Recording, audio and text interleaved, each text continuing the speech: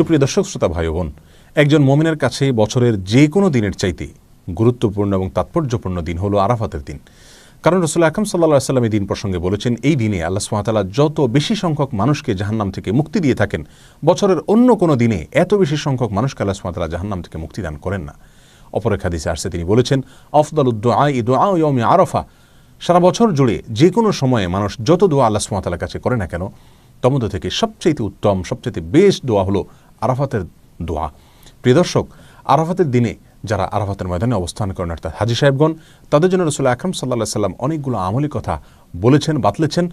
আর যারা আরাফাতের দিনে আরাফাতের ময়দানে অবস্থান করছেন না, বরং পৃথিবীর বিভিন্ন প্রান্তে ছড়িয়ে ছিটিয়ে আছেন, যারা হজ করছেন না, তাদের জন্য আরাফাতের দিনে বিশেষ কোনো করণীয় আছে কিনা, আজ আমরা সে বিষয়ে আলোকপাত করতে চাই। প্রিয় দর্শক, এ প্রসঙ্গে শুরুতেই বলতে চাই, আরাফাতের দিনে যারা হজ করছেন না তাদের জন্য সবচেয়ে গুরুত্বপূর্ণ আমল হলো ওই দিনে নফল সিয়াম পালন করা, নফল সিয়াম রাখা। এ প্রসঙ্গে সহিহ মুসলিমের হাদিসে রাসূল আকরাম সাল্লাল্লাহু আলাইহি ওয়াসাল্লাম ইরশাদ করেছেন, সিয়াম ইয়াউমি আরাফা আহতাসিবু আলাল্লাহি আন ইউকাফিরা আস-সানাতা আল্লাতী ক্বাবলাহু ওয়াল্লাতী বা'দাহু।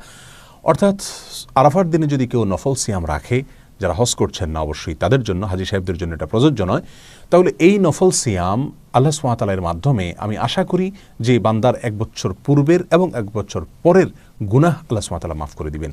প্রিয় দর্শক, অতএব আরাফাতের দিনের সবচেয়ে বড় আমল, প্রধান আমল হলো এই দিনে আমরা সিয়াম পালন করব। আরাফাতের দিনে সিয়াম আমরা ঠিক কোন দিনে পালন করব, এই নিয়ে যথেষ্ট ধোঁয়াশা এবং বিতর্ক রয়েছে। স্কলারদের মধ্যে থেকে অনেকে বলে থাকেন, যেহেতু রাসূল আকরাম সাল্লাল্লাহু আলাইহি ওয়াসাল্লাম আরাফাতের দিন বলেছেন, 9 তারিখ বলেননি, অতএব আরাফাতের দিনটি সৌদি আরবে যদিও চন্দ্র মাসের 9 তারিখ হয়ে থাকে, তারপরেও যেদিন হাজী সাহেবগণ আরাফাতে অবস্থান করছেন আমরা ওই দিনে রাখবো, কারণ আরাফাতের দিন সেটা আমাদের দেশে 8 তারিখও হতে পারে। আর অনেক স্কলারগণ বলেছেন, রাসূল আকরাম সাল্লাল্লাহু আলাইহি ওয়াসাল্লাম আরাফাতের দিনে সিয়াম রাখতে বলেছেন, আর আরাফাতের দিন যেহেতু 9 তারিখ হয়ে থাকে, অতএব 9 তারিখকেই তিনি মূলত উদ্দেশ্য করেছেন, বুঝিয়েছেন। বিধায় আমরা পৃথিবীর যে প্রান্তে থাকি না কেন, আমরা 9 তারিখে রাখবো। আমাদের দেশে যেদিন 9 তারিখ সেদিন রাখবো, সেদিন সৌদি আরবে ঈদের দিনও হতে পারে। যাই হোক, এখানে দুটি মত আমরা দেখতে পাচ্ছি। এই দুটি মতের কোনোটি রাসূল আকরাম সাল্লাল্লাহু আলাইহি ওয়াসাল্লামের সুস্পষ্ট কোনো হাদিস দ্বারা সরাসরি সমর্থিত নয়, বরং এই দুটি মতই গবেষণামূলক। আমরা যেই মতটি আমাদের কাছে বেশি যৌক্তিক মনে হবে সেটার উপর আমরা আমল করতে পারি। আর যদি উভয় দিনে আমরা নফল সিয়াম রাখি, অর্থাৎ চন্দ্র মাসের 8 এবং 9 উভয় দিনে যদি আমরা সিয়াম রাখি, তাহলে সেটা সবচেয়ে উত্তম। কারণ কোনো কোনো বর্ণনা দ্বারায় জিলহজের প্রথম দশকের প্রথম 9 দিনই সিয়াম রাখার কথা, সিয়াম পালন করার কথা বোঝানো হয়েছে, নির্দেশ করা হয়েছে। কোনো কোনো বর্ণনা দ্বারা এরকমটি বোঝা যায়। বিধায় আমরা জিলহজের 8 এবং 9 উভয় দিনে সিয়াম পালন করতে পারি। তাহলে আরাফাতের দিন উপলক্ষে সর্বপ্রথম এবং সবচেয়ে বড় কাজ হলো একজন মুমিনের জন্য যারা হজ করছেন না, আরাফাতে অবস্থান করছেন আরাফাতের দিনে, ওই দিনে সিয়াম পালন করবেন। আর দ্বিতীয় আমল হলো লা ইলাহা ইল্লাল্লাহু ওয়াহদাহু লা শারীকা লাহু লাহুল মুলকু ওয়া লাহুল হামদ ওয়া হুয়া আলা কুল্লি শাইইন কাদির। এই বাক্যগুলো বেশি থেকে বেশি বলা, পাঠ করা আরাফাতের দিনে। রাসূল আকরাম সাল্লাল্লাহু আলাইহি ওয়াসাল্লাম বলেছেন, ওয়া আফদালু মা কুলতু ওয়াল আম্বিয়াউ মিন ক্বাবলি লা ইলাহা ইল্লাল্লাহু ওয়াহদাহু লা শারীকা লাহু লাহুল মুলকু ওয়া লাহুল হামদ ওয়া হুয়া আলা কুল্লি শাইইন কাদির। অর্থাৎ আমি যত বাক্য আমার মুখ দ্বারা উচ্চারণ করেছি, যত জিকির করেছি আমি এবং আমার পূর্বে যত নবীগণ যত জিকির করেছেন, তার ভিতরে সবচেয়ে উত্তম জিকির হলো এটি।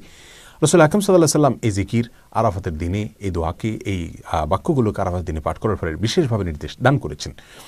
এই দোয়াগুলো বা এই বাক্যগুলো যদিও হাজী সাহেবদের জন্য, যারা আরাফাতের মধ্যে অবস্থান করছেন তাদের জন্য বলা হয়েছে, তারপরেও এই বাক্যগুলো যারা হজ করছেন না বা আরাফাতের দিনে আরাফাতের ময়দানে বাইরে আছেন তারাও পাঠ করতে পারেন। এটাই বিশুদ্ধ মত।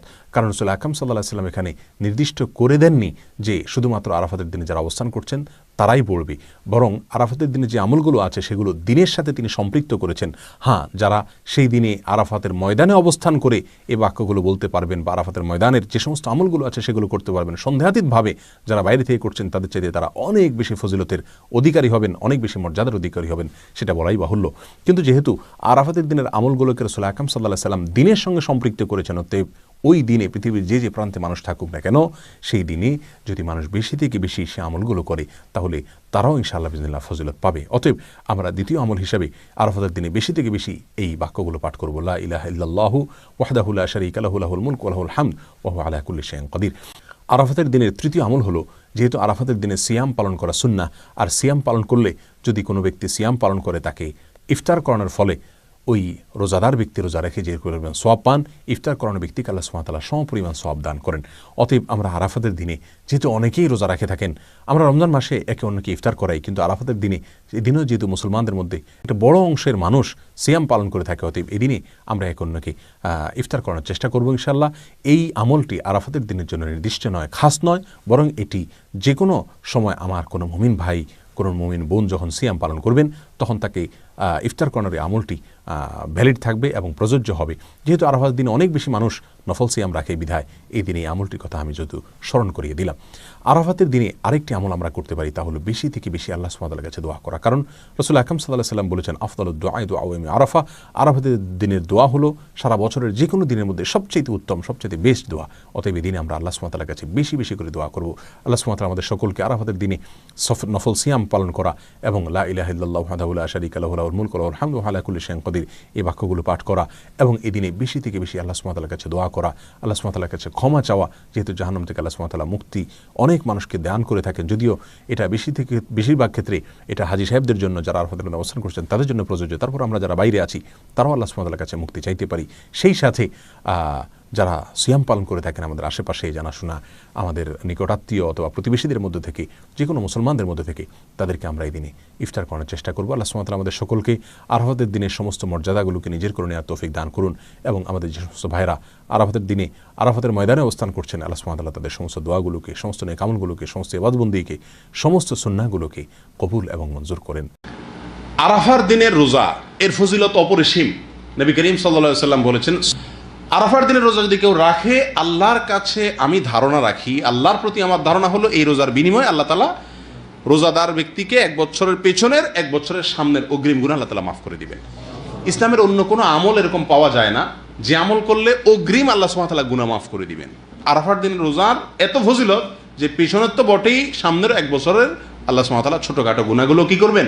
মাফ করে দিবেন। অতএব আরাফার দিনের রোজা আমাদের সকলের রাখা উচিত।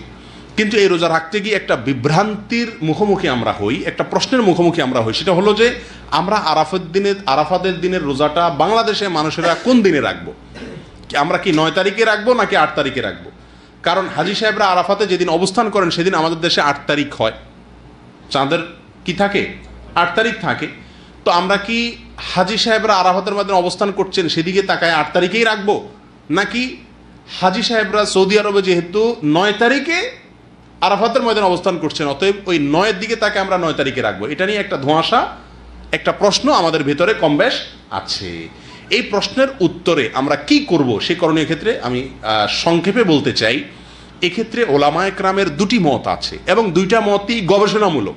এর কোনোটাই কোনো হাদিস থেকে স্পষ্টভাবে সমর্থিত না, বরং উভয় মতই যার যার বুঝ এবং গবেষণা লব্ধ। কোনোটিকেই সঠিক বা ভুল এটা বলা বুদ্ধিমানের কাজ হবে না। অনেক ওলামায়ে কেরাম বলেন, আমরা হাজী সাহেবরা আরাফাতের ময়দানে যেদিন অবস্থান করবেন, পৃথিবীর সকল প্রান্ত থেকেই আমরা হাজী সাহেবদের ওই অবস্থানের, আরাফাতের অবস্থানের দিনেই কি রাখবো? রোজা রাখবো। এটাই হলো আরাফাত দিনের রোজা। যদি সেদিন কোনো দেশে ঈদ না হয় তাহলে আমরা রাখবো, সেটা আমার দেশে 8 তারিখ হোক 7 তারিখ হোক, দেখার দরকার নেই। এটা হলো অনেক ওলামায়ে কেরামের মত।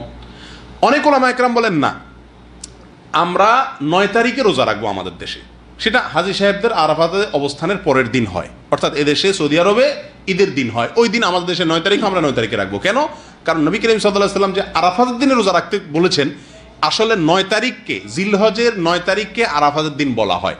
এখানে তারিখটা হলো উদ্দেশ্য, আরাফাতের দিন এটা হলো শুধুমাত্র নাম। জিলহজের 10 তারিখে ইয়মুন নাহর বলা হয়, জিলহজের 9 তারিখে ইয়মে আরাফা বলা হয়, জিলহজের 8 তারিখে ইয়মুত তারবিয়া বলে। এগুলো হলো এই দিনগুলোর এক একটা নাম। যেহেতু নবী সাল্লাল্লাহু আলাইহি ওয়াসাল্লাম আরাফার দিন রোজা রাখতে বলছেন, অতএব 9 তারিখে রাখবেন, এরকম একটা মত ওলামায়ে কেরাম বলেন। এখন আমরা কোন দিকে যাব? 8 তারিখে রাখবো নাকি 9 তারিখে রাখবো? আমি বলি, যেহেতু কোনো মতের পক্ষেই সুস্পষ্ট কোনো হাদিস নাই, অতএব আমাদের জন্য সবচেয়ে যুক্তিসঙ্গত হলো দোনো দিন রাখা, 8 তারিখে এবং 9 তারিখে রাখা। কারণ জিলহজের 1 থেকে 9 তারিখ পর্যন্ত এর প্রত্যেকটা দিনই আমাদের কম বেশ রোজা রাখার চেষ্টা করা উচিত। নবী সাল্লাল্লাহু আলাইহি ওয়াসাল্লাম বলেছেন, মা মিন আইয়ামিন আল আমালুস সালিহু ফীহিন্না আহাব ইলাল্লাহ মিন হাযিহিল আইয়াম। জিলহজের 10 দিনের চাইতে অন্য কোনো দিনে আমল আল্লাহ তাআলার কাছে বেশি প্রিয় না। এই জন্য ওলামায়ে কেরাম বলেন যে এই 10 দিনের প্রথম দিনগুলো, ঈদের দিন বাদে প্রথম দিনগুলো প্রত্যেকটা দিনই কি রাখা উচিত? নফল রোজা রাখা উচিত। তবে বিশেষভাবে হাদিসে নির্দেশ হলো কিসে? আরাফাতের দিন রাখার জন্য। অতএব আমরা যদি 8-9, আমাদের দেশের লোকেরা 8-9 উভয়